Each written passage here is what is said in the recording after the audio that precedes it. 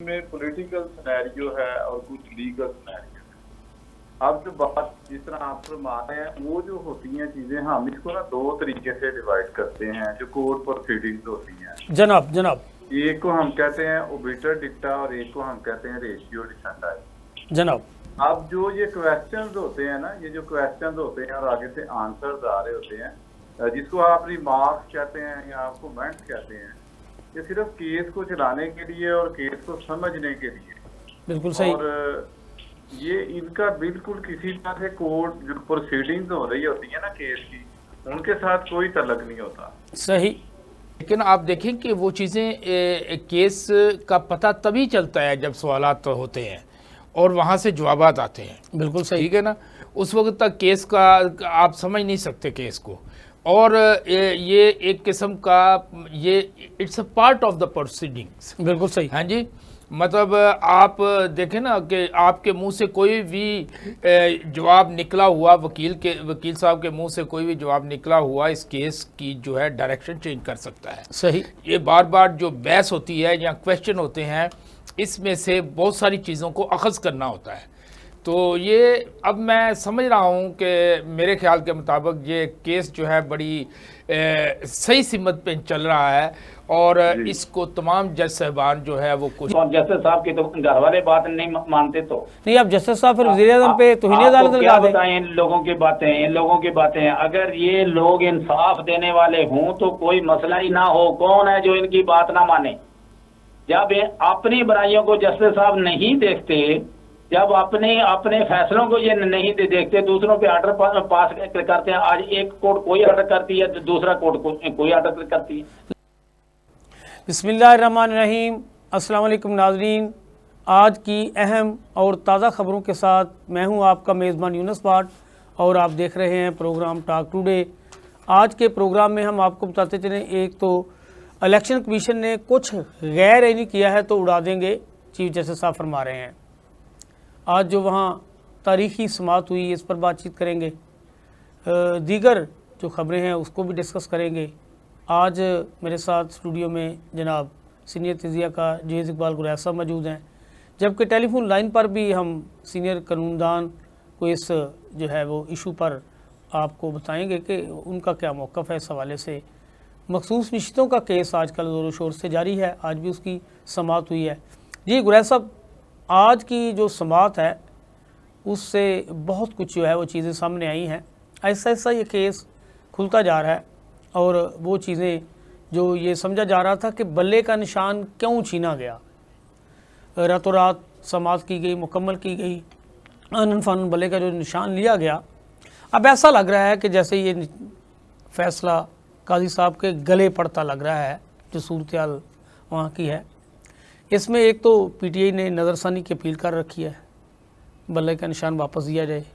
वो चाहते हैं कि जी इस दरख्वास्त को भी ये जो लार्जर बेंच है 13 रुकनी बेंच, वो इसकी समाअत भी इसके साथ ही करे। एक तो उनका ये मुतालबा है और दूसरा वो चाहते हैं कि जो केस के हवाले से मखसूस नशिस्तों का फ़ैसला है, वो तो पहले ही वो चाह रहे हैं कि ये नशिस्तें उन्हें मिलनी चाहिए, लेकिन अब फ़ैसला क्या आता है, कल तक के लिए इसकी समाअत जो है वो मुलतवी की गई है। आज जो समाअत के दौरान जस्टिस अतरमान अल्लाह, जस्टिस आयशा समेत जस्टिस मंसूर शाह, यानी कि सब ने जो अपना अपना हिस्सा डाला है इसमें, वो बड़ा ज़ेर बहस आ रहा है। और काजी साहब जो आपके सामने दौरान समाअत कहा जाता है कि जब भी कोई बात उनकी तरफ आती है तो वो या कहते हैं जी आगे चलें, या वो कह देते हैं जी वो इसको छोड़े। तो इलेक्शन कमीशन का ये कहना है कि हमने सुप्रीम कोर्ट के कहने पे इस सियासी जमात का जो है वो इनको वला नहीं दिया, इनको हमने आज़ाद करार दिया। काजी साहब का कहना है कि जी आपने मेरे फ़ैसले की तशरीह गलत की है। अब ये चीज़ें जो है वो चल रही हैं और इसी पे इलेक्शन कमीशन जो है वो काबू में आ रहा है और इसी पे सारी बहस जारी है।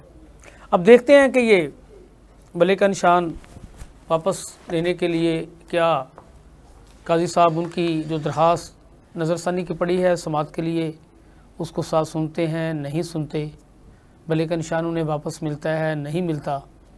अब इस पे सारी चीज़ें चल रही हैं, ये फ़ैसला आ जाएगा, पता चल जाएगा कि हक़ाइक़ क्या हैं, कहाँ बात जाके ख़त्म होती है। दूसरा भी बड़ी खबरें हैं, लेकिन हम इसको पहले डिस्कस कर लेते हैं ताकि इस पे बातचीत कर ली जाए कि अब जो केस का फ़ैसला आने वाला है, मखसूस नशिस्तें पीडीएम को मिलती है तो उनका स्टेटस क्या होगा। अगर पीडीएम को नहीं मिलती तो ये सीटें अगर पीटीआई को दे दी जाती हैं तो क्या वो हुकूमत बना सकेंगे या नहीं, ये अब तो जो तलब बात है। जी गुराज बिस्मिल्लाहिर्रहमानिर्रहीम।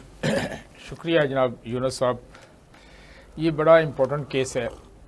हालांकि जब बल्ले का निशान वापस हुआ था तो सुप्रीम कोर्ट ने जब ये केस सुना था तो उस वक़्त इस पे बहुत ज़्यादा जो है टाइम देना चाहिए था, बहुत ज़्यादा कोशिश करनी चाहिए थी और बड़ी डिटेल के साथ इसको देखना चाहिए था, क्योंकि ये एक पार्टी का मामला नहीं था, ये 25 करोड़ अवाम का मामला था कि 25 करोड़ अवाम में से मोर देन 80% लोग जिस पार्टी को वोट देना चाहते हैं वो उसका निशान उनके लिए अहम था। लेकिन इसको जैसे भी है सुप्रीम कोर्ट ने ये फ़ैसला दे दिया। अब वो इलेक्शन कमीशन के लोग कहते हैं कि ये सुप्रीम कोर्ट के कहने पे हमने इलेक्शन अपना बल्ले का निशान वापस लिया, जबकि चीफ जस्टिस साहब का फरमान ये है या उनका है कि इलेक्शन कमीशन ने उस फैसले की तशरीह जो है वो गलत की है। लेकिन इस सारे केस में बहुत अच्छी बातें ये नज़र आ रही हैं कि तमाम जजेस कंट्रीब्यूट कर रहे हैं। 13 जजेस का बेंच है और तमाम जज साहबान कंट्रीब्यूट कर रहे हैं और वो इग्नोर नहीं कर रहे चीज़ों को, वो हर चीज़ को स्टेप बाय स्टेप वो डिस्कस कर रहे हैं, जिसमें बल्ले का निशान है, जिसमें इलेक्शन कमीशन के इक़दामात हैं। अच्छा गुरैसा, मैं आपकी तरफ दोबारा बढ़ता हूँ। सीनियर कानूनदान है हसनात गिलानी साहब, उन्होंने हमें ज्वाइन किया है, ज़रा उनसे बातचीत कर ले फिर आपकी तरफ आते हैं। जी गिलानी साहब अस्सलाम वालेकुम। वालेकुम अस्सलाम। गिलानी साहब, आपका हमारे प्रोग्राम में आने का शुक्रिया, आपने हमें ज्वाइन किया है। एक जो आजकल मखसूस नशिस्तों के हवाले से सुप्रीम कोर्ट में केस ज़ेरे बहस है, आपने देखा होगा कि वो आहिस्ता आहिस्ता इंतहाई अहमियत का हमल समझा जा रहा है और दिन ब दिन जो जस्टिस साहबान की गुफ्तगू है वो काफ़ी चीज़ें जो है वो बल्ले के निशान के वापस होने के हवाले से, इलेक्शन कमीशन की गलतियों के हवाले से सामने आ रही हैं। जी जी जी। तो justice Mansoor Ali Shah, justice Athar Minallah, justice Ayesha, वो बार बार इस चीज़ को चाह रहे हैं कि वो चीज़ भी इसके अंदर जो है वो चीज़ें जो जिसकी वजह से सारा कुछ हुआ है डिस्कस होनी चाहिए। जबकि काजी साहब दौराने समात जब बात उस तरफ जाती है तो ऐसा लग रहा होता है कि वो इसको छोड़े आगे चलें। आप क्या देख रहे हैं ये सारा सिनेरियो कि मखसूस नशिस्तों का फ़ैसला अब किस तरफ जाता हुआ दिखाई दे रहा है? भले का निशान वापस आता हुआ दिखाई दे रहा है, नहीं दे रहा? गो के क्योंकि भले के निशान के हवाले से भी नज़रसानी की दरख्वास्त दायर की जा चुकी है और पीटीआई चाहती है कि वो भी ये दरख्वास्त लार्जर बेंच साथ ही सुन ले। जनाब देखें सर, बात ये है कि ये कुछ इसमें पॉलिटिकल सिनेरियो है और कुछ लीगल सिनेरियो है। अब जो बात जिस तरह आप फरमा रहे हैं वो जो होती हैं चीजें, हम इसको ना दो तरीके से डिवाइड करते हैं जो कोर्ट प्रोसीडिंग्स होती हैं। जनाब एक को हम कहते हैं ओबिटर डिक्टा और एक को हम कहते हैं रेशियो डिसेंडाई। जनाब अब जो ये क्वेश्चंस होते हैं ना, ये जो क्वेश्चंस होते हैं और आगे से आंसर्स आ रहे होते हैं, जिसको आप रिमार्क्स कहते हैं या आप कमेंट्स कहते हैं, ये सिर्फ केस को चलाने के लिए और केस को समझने के लिए।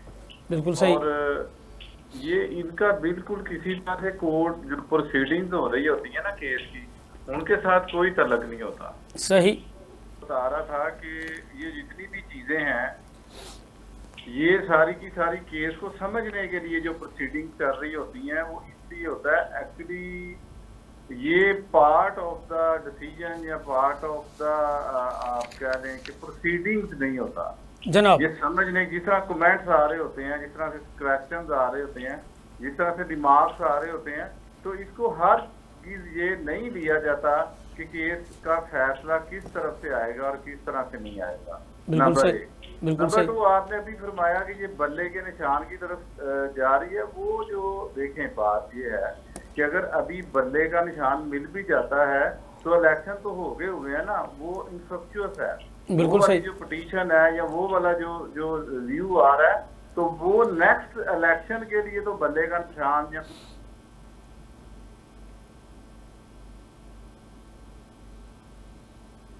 जी जी, बात जारी रखिए ग्रहण साहब। ग्रहण साहब की आवाज़ नहीं आ रही। ग्रहण साहब आप बताइए। ये सही फरमा रहे हैं कि, लेकिन ये देखिए ना ये जो सवालात और जवाबात हैं, ये सही कह रहे हैं कि वो केस को समझने के लिए ज़रूरी होते हैं। बिल्कुल सही। लेकिन आप देखें कि वो चीज़ें केस का पता तभी चलता है जब सवालात होते हैं और वहाँ से जवाबात आते हैं। बिल्कुल सही। ठीक है ना, उस वक्त तक केस का आप समझ नहीं सकते केस को। और ये एक किस्म का ये it's a part of the proceedings. बिल्कुल सही। हाँ जी, मतलब आप देखें ना कि आपके मुंह से कोई भी जवाब निकला हुआ, वकील साहब के मुंह से कोई भी जवाब निकला हुआ इस केस की जो है डायरेक्शन चेंज कर सकता है। सही। ये बार बार जो बहस होती है या क्वेश्चन होते हैं, इसमें से बहुत सारी चीज़ों को अखज़ करना होता है। तो ये अब मैं समझ रहा हूँ कि मेरे ख्याल के मुताबिक ये केस जो है बड़ी सही सिमत पे चल रहा है और इसको तमाम जज साहबान जो है वो कोशिश जी जी, कर मेरे रहे ग्रहण हैं। साहब दोबारा आ गए हैं। जी ग्रहण साहब, जी जी सर, आपका मेरे ख्याल कोई सिस्टम का प्रॉब्लम आ रहा है, आपकी आवाज़। जी प्लीज़। जी बात जारी रखिए। जी मैं ये कह रहा था कि अब ये जो मैं आपको जो आपने बल्ले का निशान कहा कि वो अगर नजरसानी भी आयद करती है या कोई भी चीज जो है अभी जेरे बहस आएगी या इन क्वेश्चन है कोर्ट के आगे, तो वो सिर्फ और सिर्फ मखसूस हिस्सों के हवाले से है। जी जी। और यानी कि अगर बल्ले का निशान मिल भी जाता है तो उसे कोई इस वक्त हम ये इसे। जी सर, वो इंस्ट्रक्शंस हो गई हुई है ना जनाब। वो जिस टाइम के लिए थी ना सर, वो इलेक्शन हो गया। अब पीटीआई को भी उसका क्या फायदा होगा? नहीं, वो यही कह रहे हैं ना कि अगर बल्ले का निशान वापस मिलता है तो ये समझा जाएगा कि उस वक्त अदालत में जो फैसला दिया गया है, ना हमारे साथ काजी साहब ने इंसाफ किया, ना हमारे साथ इलेक्शन कमीशन ने किया, तो जो मखसूस सीटों के हवाले से कानूनी पेचीदगियाँ सामने आ रही हैं। अब काजी साहब कहते हैं कि जी उन्होंने केस की तशरीह गलत समझी है, वो कहते हैं जी काजी साहब की वजह से हमने ये सब कुछ किया है। ये इसलिए बात कर रहा था मैं। जी जी जी, आप बिल्कुल सही फरमा रहे हैं। लेकिन सर देखिए, मैं being the student of the law आपको यही बात इसमें ये बताना चाह रहा हूँ कि वो जो भी बातें हैं, जिस तरह से भी तशरीह किया गया या जिस तरह से भी डिसीजन आया या जिस तरह से उसका इफेक्ट आया, तो वो अब वो इन फील्ड नहीं है। वो अब वो जो कोर्ट के आगे जो चीज थी और जो डिसीजन आया, अब वो जो है वो उसका जिसको भी नुकसान हुआ या जो फायदा जिसको हुआ, अब वो किस्सा माजी है। अब जो प्रोसीडिंग चल रही है, अब जो करंट सिनारियो में उसका आउटकम जो है वो डिसाइड होना है। ये मखसूस नशिस्तें किसको मिलनी हैं, और अगर ये जो पेशावर हाई कोर्ट का फैसला है वो अगर बरकरार रहता है तो उसके क्या इफेक्ट्स आएंगे, या जो इसको नल कर दिया जाता है, वॉइड कर दिया जाता है, तो फिर क्या डिसीजन आएंगे। ये बात तो हो सकती है इसके अंदर, जनाब। इस केस के अंदर ये बात तो आप कर सकते हैं being on taking the political side. लेकिन अगर कोई वहां पे देखें कुछ ना पॉइंट स्कोरिंग भी की जाती है, तो वहां पे कुछ इस तरह की बातें जो होती हैं कि बल्ले का वो मजलूमियत का कह लें या कोई इस तरह के फैक्टर्स को डिस्कस किया जाता है, या जो केस की प्रोसीडिंग्स होती हैं उनको रिलेट किया जाता है कि जो इस तरह के सिनेरियो थे या सिचुएशंस क्रिएट की जाती हैं। नहीं, उससे मैं माफ़ी चाहता हूँ ग्रहण साहब, ये भी तो अख्ज़ किया जाता है ना कि इसके बेनिफिशियरी कौन है इसका। जब यही मैं कह रहा हूँ, मैं जनाब। यही कह रहा हूँ।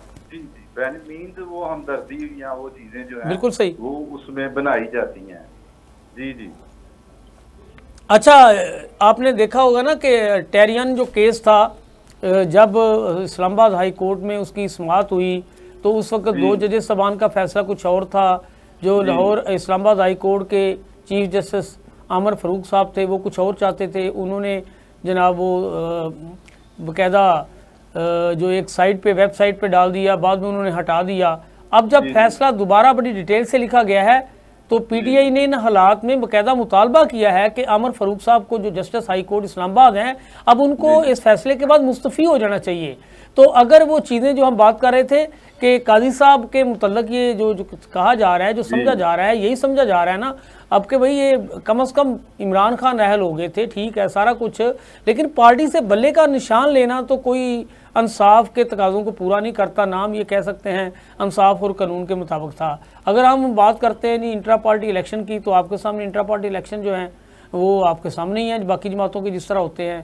तो पीटीआई को बिल्कुल देखिए, आप बिल्कुल ठीक कह रहे हैं। हाँ, हम इन पे कमेंट कर सकते हैं, जनाब। लेकिन आमीन को जो है वो जो डिसीजन आ गया उसके ऊपर कमेंट कर सकते हैं कि ये ठीक हुआ या नहीं हुआ, या ये कानून और आइन के मुताबिक ये जहाँ ये बनता था इस तरह किया गया, या किसी भी जज के बारे में आप ये बात कर सकते हैं कि वो इस तरह गया या इस तरह गया। लेकिन अभी जो प्रोसीडिंग चल रही हैं, देखिए मैं यही कह रहा हूँ कि अभी जो प्रोसीडिंग चल रही हैं, जो क्वेश्चंस आ रहे हैं, जो आंसर्स आ रहे हैं, जो डिस्कस किया जा रहा है, जो लॉयर्स जो हैं वहाँ पे आर्गूमेंट कर रहे हैं डिफरेंट, हम इनको बेस बना के या इनकी बुनियाद के ऊपर मतलब इवन आप ऊपर कमेंट नहीं कर सकते।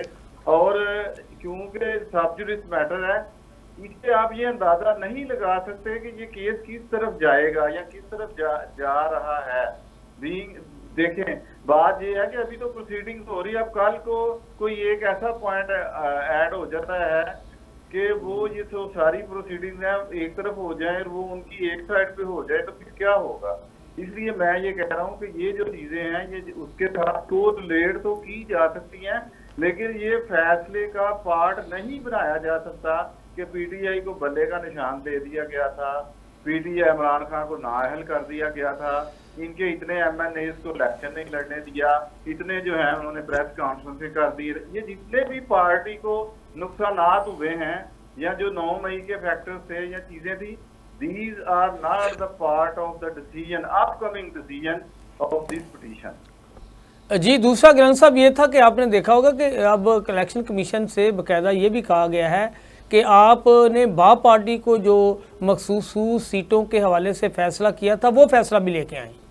तो उस वक्त अब इलेक्शन कमीशन का कहना है कि जी वो हमारा एक सिंगल बेंच जिसे हम कहते हैं या एक मेंबर का फैसला था, अब ये सारे जनाब जो मुश्तरका फैसला है हमारे इलेक्शन कमीशन का। तो चीज़ें तो बड़ी इस तरह से हैं ना कि वो 2018 वाले फैसले की जी वो कहते हैं उस वक्त तो उन्होंने जनाब सर वो एक जज ने कहा है ना, मैं यही तो कह रहा हूँ कि वो एक जज अपने कमेंट या क्वेश्चन करते हैं और केस को समझने के लिए। अच्छा, जो अजाफी गिलन साहब जो अजाफी नोट लिखा था अतर मिनल्ला साहब ने फ्राइडे के रोज, वो लिखने की नौबत क्यों आई? क्या वो जो नोट पहले से लिख दिया गया है क्या वो भी फैसले का हिस्सा होगा, नहीं होगा?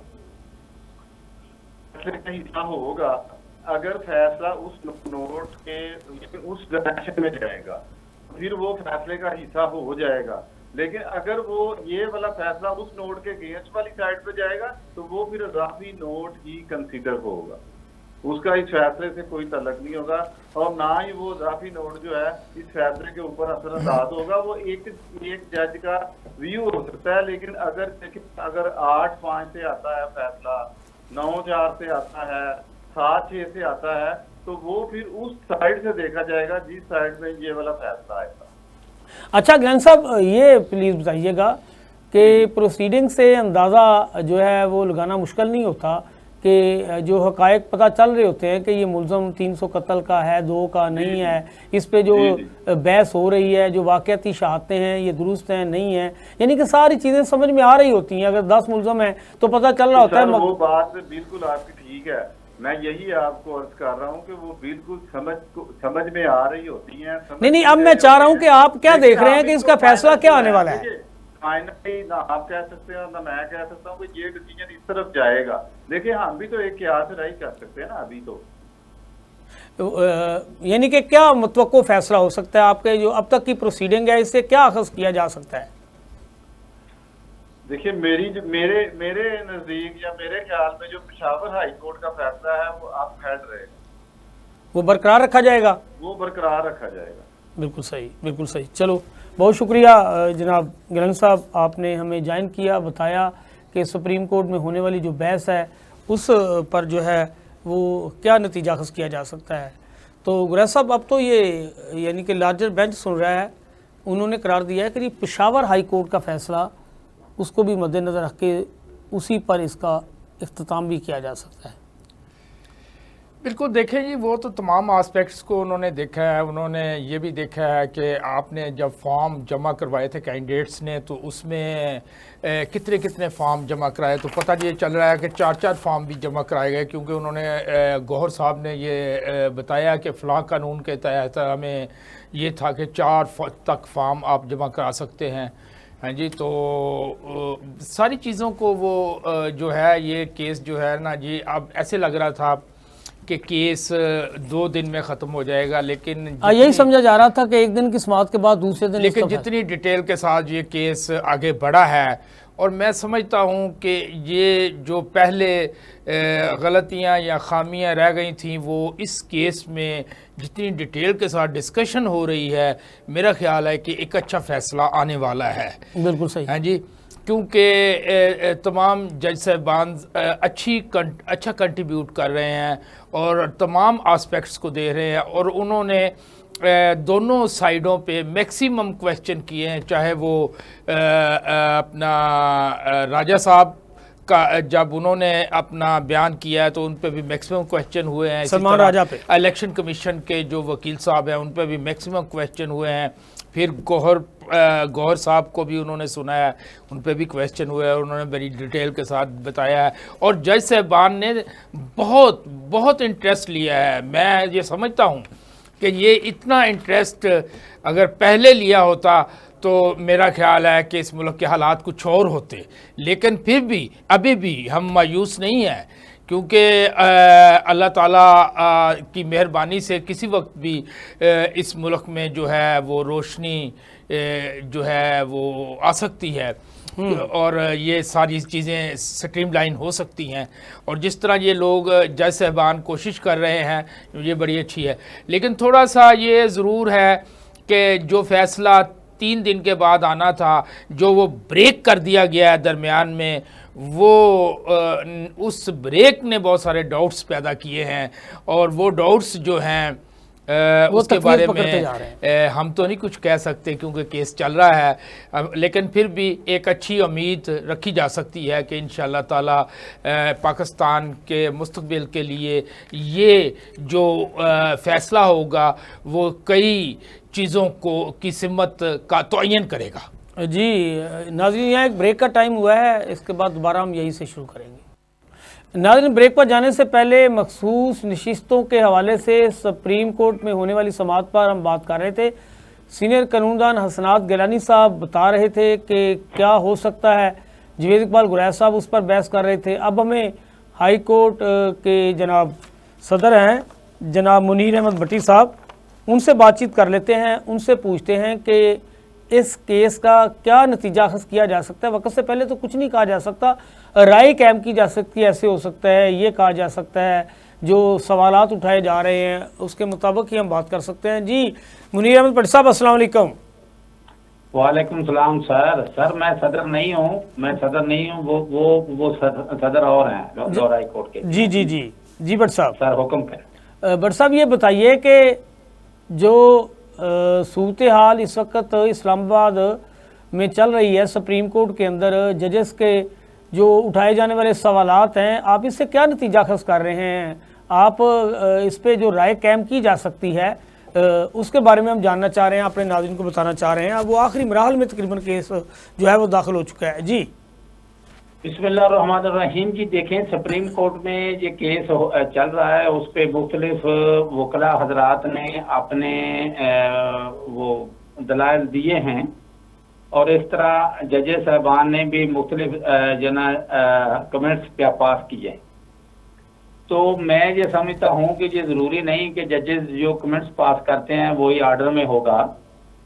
तो ये मखसूस नशिस्तों का केस जो है ना, ये बड़ा अहमियत इख्तियार कर गया है, और इस पे एक 1-2 दिन में फैसला आने वाला है। तो अब सुप्रीम कोर्ट ने जो कहा है कि जी वो हम ये नहीं चाहते थे इसे इलेक्शन से दूर कर दें पीटीआई को, तो मैं इस चीज को अच्छा नहीं समझता। मैं ये समझता हूँ कि जब अदालतें कोई ऑर्डर करती हैं तो क्लियर किया करें, ताकि उसमें कोई उलझन ना हो, कोई जनाब ऐसी चीज जो जिसे वो एक आम बंदा क्लियर करना चाहे। उन्होंने कहा ये तशरीह गलत की है इलेक्शन कमीशन ऑफ पाकिस्तान ने। तो आप समझते हैं कि तशरीह गलत हुई है, या ये सारी चीजें तयशुदा थी कि नहीं इसी तरह ही होगा? नहीं जी, मैं इस चीज को वो नहीं समझता कि तशरीह गलत हुई है। अगर अदालत का फैसला वाज़ेह होता, अदालत 2 लाइनें और लिख दिया करे तो इसमें कौन सा मतलब मसला है।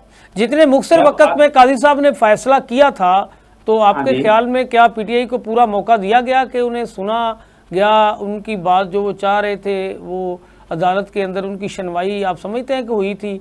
आनन फानन ये रातों रात सारा कुछ बड़ी यानी कि नहीं ऐसा नहीं हुआ था। उनके वकील को सुना गया था, उनका मौक़िफ़ सुना गया था। ऐसा नहीं हो सकता कि किसी का मौक़िफ़ सुने बगैर ही कोई फैसला सादर नहीं। जब इमरान खान को मुख्त कई केसेस में सजाएं हुई हैं तो सरकारी वकील भी तो वहाँ अपनी जिरा करते रहे हैं ना। वो वहाँ अगर अदालतों के अंदर जब केसेस लगाए गए हैं वहाँ मौका नहीं दिया गया, तो ये तो अगर पहले से फैसला था कि पीटीआई को इलेक्शन से आउट करना है तो फिर उनको वकील को सुनना कोई ज़रूरी नहीं था।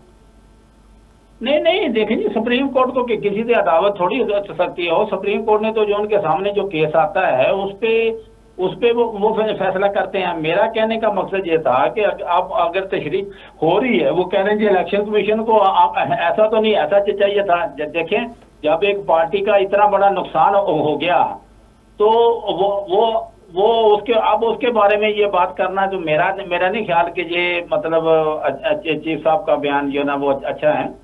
चीफ साहब यही तो हम बात कर रहे हैं कि पीटीआई के साथ जो ज्यादती या नाइंसाफी की गई है उसी की तो बात कर रहे हैं कि उसका अजाला कौन करेगा। मौलाना फजल रहमान ने तो कह दिया है इस इलेक्शन को हम मानते नहीं, इलेक्शन ही दोबारा होना चाहिए। इसीलिए कहा है ना कि अजरत में फैसले किए गए हैं। जी देखें जी, मैं मौलाना साहब की बात से इत्तेफाक नहीं करता। मौलाना साहब अपने मफाद की बात करते हैं, जब उन्हें को मफाद होता है तो अच्छी वो दे देते हैं।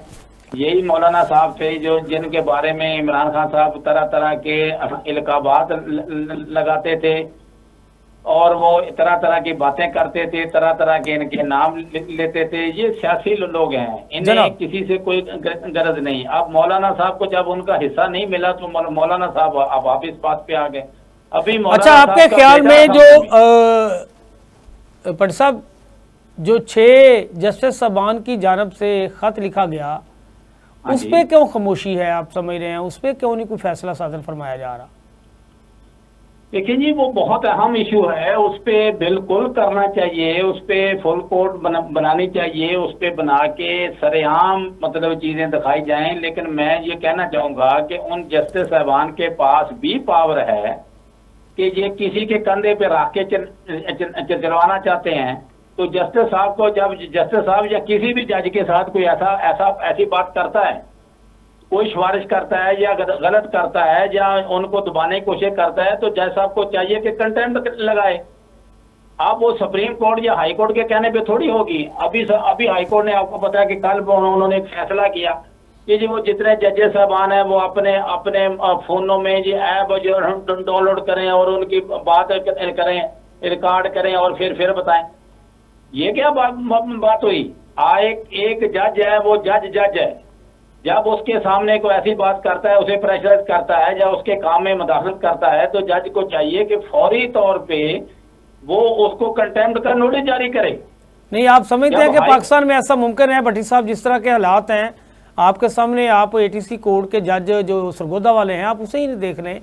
अगर उसने मुलाकात नहीं की, उसके घर का जनाब मीटर तोड़ दिया गया, जो कुछ किया गया, क्या कर सकता है बंदा? सिस्टम के साथ लड़ाई तो नहीं की जा सकती ना सर? लड़ाई नहीं की जा सकती जब उसके पास एक पावर है। देखिए, मेरे और आपके पास पावर ये है कि हम बोल सकते हैं, इंडिपेंडेंट राय डिक्लेयर कर सकते हैं।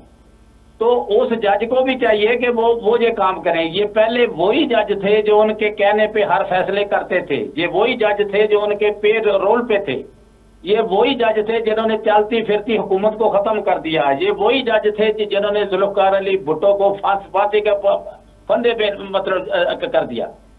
तो अब उसे गलतियां मानने का, अब ऑर्डर लेने का सुप्रीम कोर्ट से दूसरे तीसरे, तो ये क्या फायदा। अच्छा, आप बात कर रहे थे जस्टिस शाहिद करीम के फैसले की, आप समझ रहे हैं कि वज़ीर-ए-आज़म को जो उन्होंने 5 निकाती जो SOP जारी किए हैं उस पर अमल दरामद होगा? लगता नहीं जी।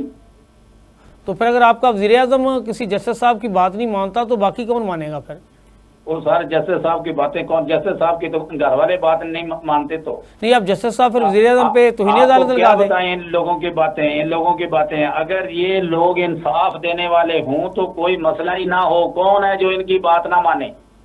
जब अपनी बुराइयों को जस्टिस साहब नहीं देखते, जब अपने फैसलों को ये नहीं देखते, दूसरों पे ऑर्डर पास करते हैं। आज एक कोर्ट कोई ऑर्डर करती है तो दूसरा कोर्ट कोई ऑर्डर करती है। लाहौर हाई कोर्ट ने फैसला किया था परवेज लाई को घर छोड़ के आए, तो क्या कर सकता? हाई कोर्ट तो ऑर्डर ही दे सकती है ना। लाहौर हाई कोर्ट के जो जस्टिस साहब हैं उन्होंने बंदूक लेके साथ तो नहीं जाना था ना, उन्होंने तो इंतजामिया को हुक्म ही देना था ना। किसने उनका हुक्म माना है? सर आपको वो नहीं हुक्म माना तो फिर उनके साथ की क्या हुआ है? वो जो मतलब ऑफिशियल थे उनके साथ क्या हुआ? बात यह है कि जहाँ पे इनके पर जलते हैं फिर उस वक्त कोई बात नहीं करते। अब किसको नहीं पता कौन क्या कर रहा है। यही तो बातें अब चल रही हैं, उन्हीं को तो उजागर किया जा रहा है हाई कोर्ट के अंदर। सुप्रीम कोर्ट ऑफ पाकिस्तान का जस्टिस या चीफ जस्टिस अगर उनको बुला के ये नहीं कर सकते तो फिर क्या होगा? ये तो चीफ जस्टिस पाकिस्तान की जिम्मेदारी है ना, ये तो चीफ जस्टिस पाकिस्तान की जिम्मेदारी है ना कि वो अपने अदारे की सरबलंदी के लिए अपनी टीम को साथ लेके चलें, जहां दबाव आता है उसके खात्मे के लिए इकदाम करें।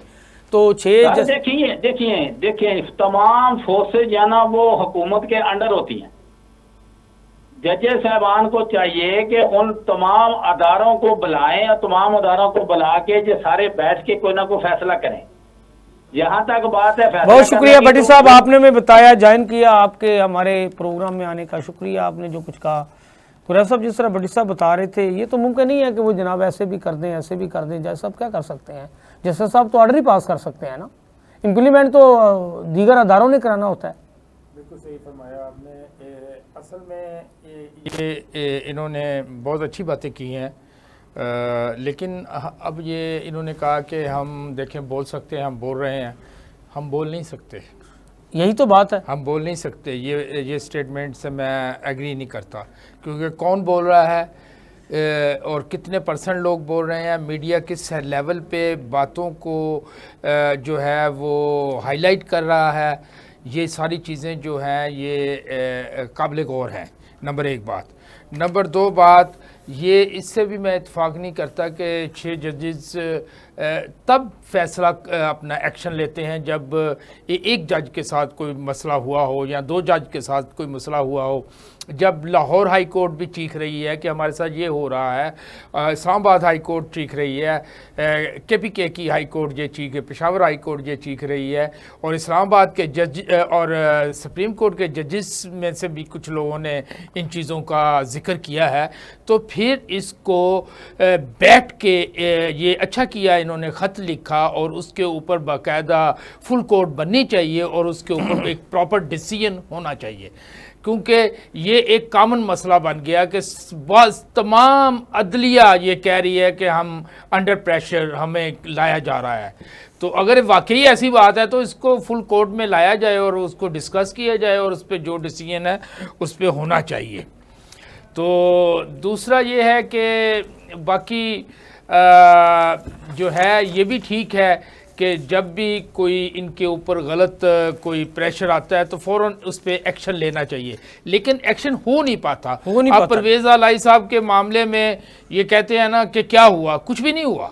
सही, वो जितने SSP साहब भी उस वक्त साथ थे जब उन्हें उठाया गया रास्ते से, हैं जी, जब वो छोड़ने जा रहे थे, खुद वुकला भी साथ थे, लतीफ़ खोसा साहब साथ थे, लेकिन कोई कुछ नहीं कर सका और सादा कपड़ों वालों ने उठा के चले गए। तो इसलिए ये मुआशरे में जब तक कानून की बालादस्ती नहीं होगी, आइन की बालादस्ती नहीं होगी, और यहाँ पे बिल्कुल कोई चीज़ ठीक सिमत पे नहीं चलेगी। और सियासी इस्तेहकाम पूरी तरह डिपेंड करता है ये कानून और आइन की बालादस्ती पे, और फिर माशी इस्तेहकाम भी इसी पे डिपेंड करता है।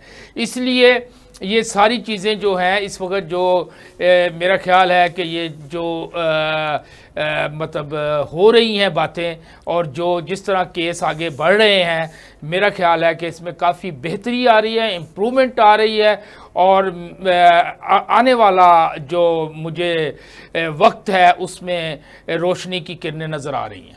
अल्लाह करे गुरैश साहब, जिस तरह आपने बताया कि ये चीज़ें आहिस्ता आहिस्ता जिस तरह उजागर हो रही हैं, ख़ास तौर पर वो जिस तरह कहा गया कि चंचल ने कहा था कि अगर मेरे मुल्क की अदलिया आज़ाद है, अगर मेरे मुल्क में फ़ैसले इंसाफ पर मबनी हैं, तो हमें इस जंग में कोई शिकस्त नहीं दे सकता। बिल्कुल सही बात है। बात हमेशा फिर वही आती है कि जो जुल्म की हुकूमत है वो कायम नहीं रह सकती, कुफर की हुकूमत फिर भी कायम रह सकती है।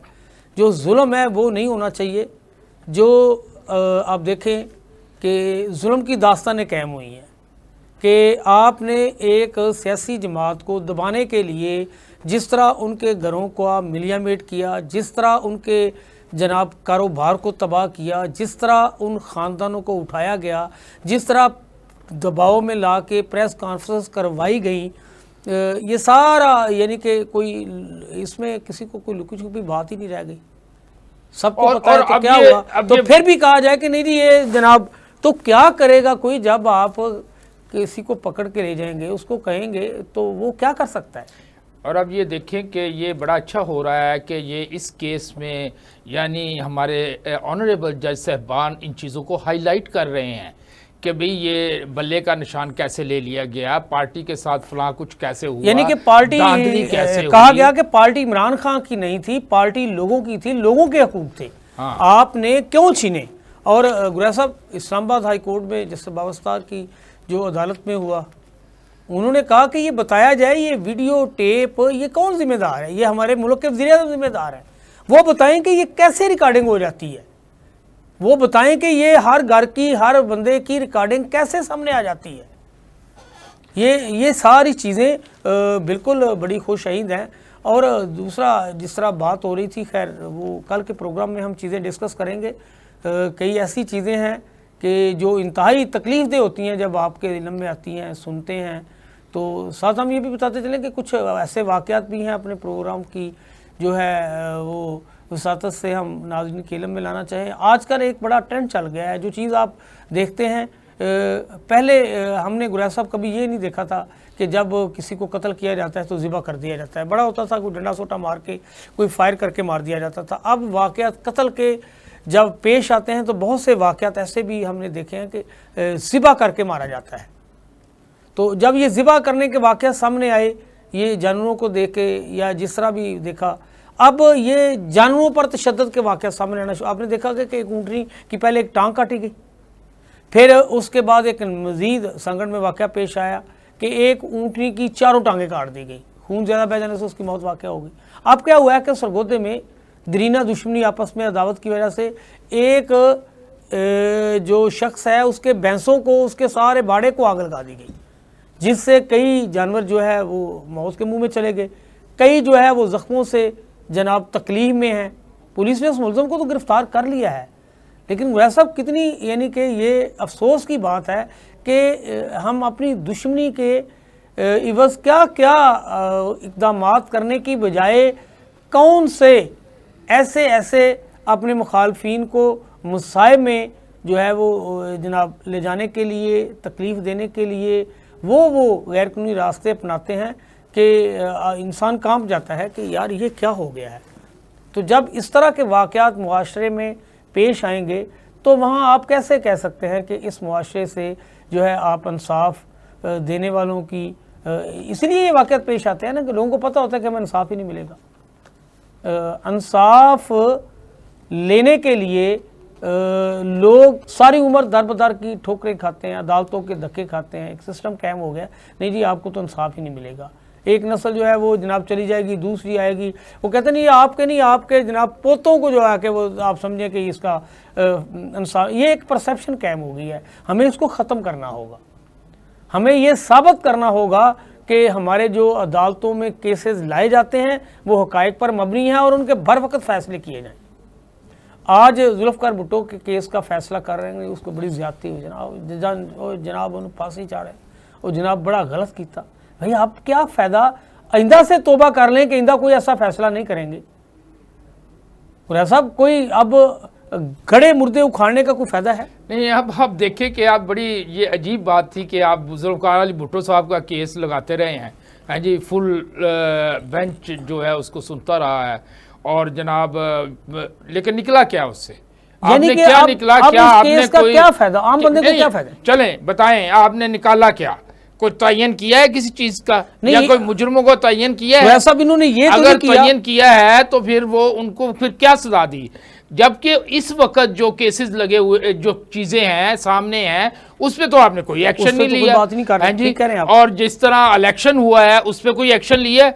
कमिश्नर साहब ने प्रेस कॉन्फ्रेंस करके कहा है कि ये जी पिंडी की सारी सीटें जो है मैंने गलत दे दी हैं जी, हाँ जी, बल्ला छीन लिया गया है जी, लोगों को घरों से उठा लिया गया है जी। उससे तो इन सारी चीजों को आपने इस पे क्यों नहीं सो मोटो लिया? आप जो 40-50 साल पुराना केस खोल के बैठ गए और फिर बिलावल भुट्टो साहब कह रहे हैं कि जी वो ये मैं बड़ा खुश हूं कि ये अदालत ने बड़ा फैसला किया है, तो वो उसने अपनी वालदा का केस क्यों नहीं खुलवाया? यही कह रहे हैं और अपने मामू का केस क्यों नहीं खुलवाया? और उसकी वालदा को किसने कत्ल किया? हाँ जी, अपनी हुकूमत में वो ये नहीं मुजरम नहीं पकड़ सके। जिस हुकूमत में हाकिमे वक्त अपनी बीवी के मुजरमों को नहीं पकड़ सकता, वो दूसरों को क्या, वो दूसरों को क्या इंसाफ देगा? जो हाकिमे वक्त अपने बीवी के भाई के कातिल नहीं पकड़ सकता, उस वक्त क्या इंसाफ देगा? भुट्टो वज़ीर-ए-आज़म थी जब उसके भाई को कत्ल कर दिया गया। और ये जो 200 केसेस एक पॉलिटिकल पार्टी के लीडर पर फौरन कर दिए गए हैं, उसके ऊपर क्या नोटिस लिया गया है? हैं जी, आप जो जुल्फ़िकार अली भुट्टो साहब का जी केस चलना है, ये बड़ी ज्यादती हुई है, तो लें, उठें, निकलें, बाहर देखें। बिल्कुल सही कि जब पाकिस्तान 2 टुकड़ों में हुआ, वो जो रिपोर्ट है उसको सामने लाया जाए कि वो किसने किया, किस किस का रोल था, ताकि उससे हम सबक सीखें और फ्यूचर में ऐसे हालात पैदा ना करें जिससे पाकिस्तान मुश्किलात का शिकार हो सकता है। आपने बिल्कुल ठीक कहा कि हमें इस तरह के इक़दाम करने चाहिए कि जो हमारे पुराने माजी के केसेस हैं उनसे हमें सबक सीखना चाहिए। आज ये बिल्कुल नहीं हम सोच रहे कि हमारा हमसाया मुल्क जिसकी करेंसी एक वक्त में हमसे बहुत कम थी, यानी कि हमारे जो रुपए की वैल्यू उससे ज़्यादा थी, आज हम कहाँ खड़े हैं और वो मुल्क तरक्की करके कहाँ चला गया है। हमारे लिए कितने शर्म की बात है कि हमारे हमसाया मुल्क की टीम के खिलाड़ी जिन्होंने वर्ल्ड कप जितवाया है, जिन्होंने ग्राउंड में बेहतरीन कारकर्दगी पेश की है, उन्होंने कहा कि जी अब बस, उन्होंने इस्तीफ़ा दिया कि अब हम मज़ीद नहीं खेलेंगे। हालांकि उन्होंने अपने मुल्क को, अपनी टीम को सुरखरू किया। और हमारे जनाब वो खिलाड़ी जिन्हें कोई बिल्कुल मुहिब्बे वतन ही नहीं है, वो हार भी गए हैं तो उन्होंने इस्तीफ़ा नहीं दिया। ये फ़र्क होता है कौमों में। इनसे जबरी इस्तीफ़े ले लेने चाहिए थे कि अब आप में से कोई भी नहीं खेलेगा और फिर क्या जी हम सर्जरी करेंगे। जब आप नॉन प्रोफेशनल लोगों को किसी भी प्रोफेशन के साथ वाबस्ता कर देंगे तो वो उस प्रोफेशन का भी इसी तरह हुलिया बिगाड़ेगा जिस तरह हमारी क्रिकेट टीम का हुलिया बिगड़ा है। तो नाज़रीन, इसके साथ ही हमारे आज के प्रोग्राम का वक्त ख़त्म हो गया है। अपने मेज़बान यूनुस भाट और जनाब जवेद इकबाल गैस साहब को इजाज़त दीजिए। अल्लाह निगहबान।